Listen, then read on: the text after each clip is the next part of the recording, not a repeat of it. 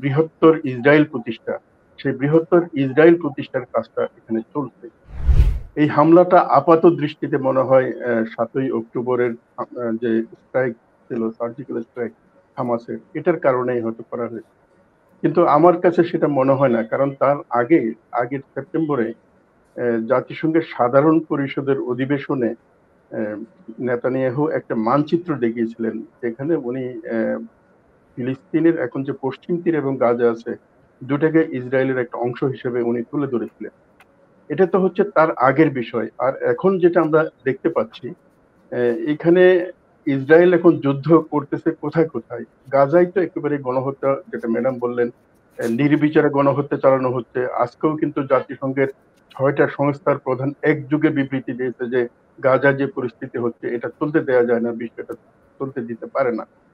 একই সাথে পশ্চিম তীরেও কিন্তু তাদের অভিযান চলছে। পশ্চিম তীরের যারা ফিলিস্তিনি আছে তাদেরকে নানান ভাবে উচ্ছেদ করা হচ্ছে বাস্তু থেকে। একই সাথে আবার লেবাননে হামলা হচ্ছে, সিরিয়ায় হামলা হচ্ছে।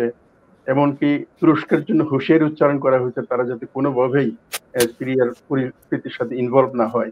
আবার আমেরিকা সরাসরি হুতিদের উপর আক্রমণ চালাচ্ছে। সবকিছু আমার মনে হয় এর গোড়ায় রয়েছে যে যে মানচিত্রটা নেতানিয়াহু জাতিসংঘ সাধারণ অধিবেশনে উপস্থাপন করেছিলেন, বৃহত্তর ইসরায়েল প্রতিষ্ঠা, সেই বৃহত্তর ইসরায়েল প্রতিষ্ঠার কাজটা এখানে চলছে।